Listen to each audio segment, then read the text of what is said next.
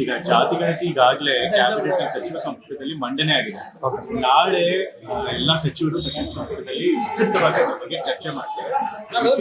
ಚರ್ಚೆ ಮಾಡಿ ಅದು ಸಾಧಕವಾದಗಳನ್ನೆಲ್ಲ ಚರ್ಚೆ ಮಾಡಿ ಅದನ್ನ ಸ್ವೀಕಾರ ಮಾಡಬೇಕಾ ಅಥವಾ ಬೇರೆ ಏನ್ ಮುಂದಿನ ಕ್ರಮ ತೆಗೆದುಕೋಬೇಕು ಅಂತ ಅದ್ರ ಬಗ್ಗೆ ತೀರ್ಮಾನ. ಈಗ ವಿರೋಧ ಪಕ್ಷಗಳು ಜಾತಿ ಗಣತಿ ಪ್ರಕಟಣೆ ಆದರೆ ಕಾಂಗ್ರೆಸ್ ಪಕ್ಷಕ್ಕೆ ಉಳಿಗಾಲ ಇಲ್ಲ ಅನ್ನೋ ಒಂದು ವಿರೋಧ ಪಕ್ಷಗಳು ಅದ್ರೊಳಗೂ ಬಿಜೆಪಿಯವರು ಯಾವಾಗಲೂ ಕೂಡ ಮೀಸಲಾತಿ ವಿರೋಧ ಇರೋದು. ಇವತ್ತು ಈ ಕಾಂತರಾಜ್ ಆಗಿನ ವರ್ಗೀಯ ಮುಖ್ಯ ಶಿಫಾರಸ್ ಏನಪ್ಪಾ ಇದೆ, ಹಿಂದುಳಿದ ವರ್ಗದವರಿಗೆ ಮೀಸಲಾತಿ ಪ್ರಮಾಣ ಹೆಚ್ಚಳ ಮಾಡಬೇಕು. ಈಗ 32% ಇದೆ, ಅದು 51% ಮಾಡಬೇಕು ಅಂತ ಹೇಳಿದ್ದಾರೆ.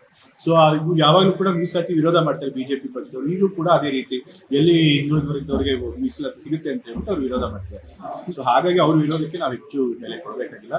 ನಾವು ಕಾಂಗ್ರೆಸ್ ಪಕ್ಷದವರು ಪ್ರಣಾಳಿಕೆಯಲ್ಲಿ ಈ ಭರವಸೆನ ಕೊಟ್ಟಿದ್ವಿ ಜನಕ್ಕೆ. ನಾವು ಅಧಿಕಾರಕ್ಕೆ ಬಂದರೆ ಜಾತಿ ಗಣತಿಯನ್ನ ವರದಿಯನ್ನ ಸ್ವೀಕಾರ ಮಾಡ್ತೀವಿ, ಅದನ್ನ ಶಿಫಾರಸನ್ನ ಕೇಂದ್ರ ಸರ್ಕಾರಕ್ಕೆ ಕಳಿಸ್ತೀವಿ ಅಂತೀವಿ. ಸೊ ನಾವು ಪ್ರಣಾಳಿಕೆಯಲ್ಲಿ ಈ ಜನಕ್ಕೆ ಭರವಸೆ ಕೊಟ್ಟಿದ್ದಾರೆ.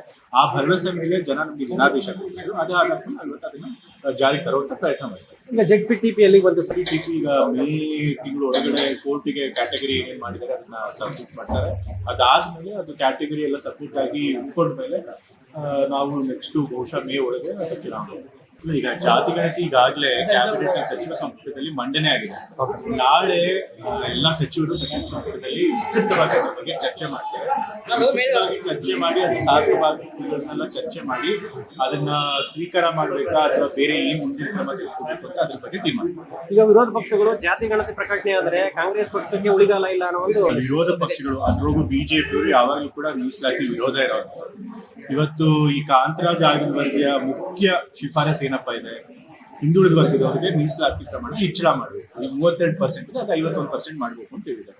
ಸೊ ಇವು ಯಾವಾಗಲೂ ಕೂಡ ಮೀಸಲಾತಿ ವಿರೋಧ ಮಾಡ್ತಾರೆ ಬಿಜೆಪಿ ಪಕ್ಷದವರು. ಈಗಲೂ ಕೂಡ ಅದೇ ರೀತಿ ಎಲ್ಲಿ ಹಿಂದುಳಿದ ವರ್ಗದವರಿಗೆ ಮೀಸಲಾತಿ ಸಿಗುತ್ತೆ ಅಂತ ಹೇಳ್ಬಿಟ್ಟು ಅವ್ರು ವಿರೋಧ ಮಾಡ್ತಾರೆ. ಸೊ ಹಾಗಾಗಿ ಅವ್ರ ವಿರೋಧಕ್ಕೆ ನಾವು ಹೆಚ್ಚು ಬೆಲೆ ಕೊಡಬೇಕಾಗಿಲ್ಲ. ನಾವು ಕಾಂಗ್ರೆಸ್ ಪಕ್ಷದವರು ಪ್ರಣಾಳಿಕೆಯಲ್ಲಿ ಈ ಭರವಸೆನ ಕೊಟ್ಟಿದ್ವಿ ಜನಕ್ಕೆ. ನಾವು ಅಧಿಕಾರಕ್ಕೆ ಬಂದರೆ ಜಾತಿ ಗಣತಿಯನ್ನ ವರದಿಯನ್ನ ಸ್ವೀಕಾರ ಮಾಡ್ತೀವಿ, ಅದನ್ನ ಶಿಫಾರಸನ್ನ ಕೇಂದ್ರ ಸರ್ಕಾರಕ್ಕೆ ಕಳಿಸ್ತೀವಿ ಅಂತೀವಿ. ಸೊ ನಾವು ಪ್ರಣಾಳಿಕೆಯಲ್ಲಿ ಈ ಜನಕ್ಕೆ ಭರವಸೆ ಕೊಟ್ಟಿದ್ದಾರೆ.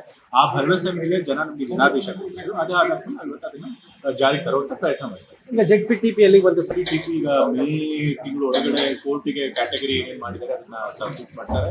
ಅದಾದ್ಮೇಲೆ ಅದು ಕ್ಯಾಟಗರಿ ಎಲ್ಲ ಸಬ್ಮಿಟ್ ಆಗಿ ಉಳ್ಕೊಂಡ್ಮೇಲೆ ನಾವು ನೆಕ್ಸ್ಟ್ ಬಹುಶಃ ಮೇ ಒಳಗೆ ಚುನಾವಣೆ.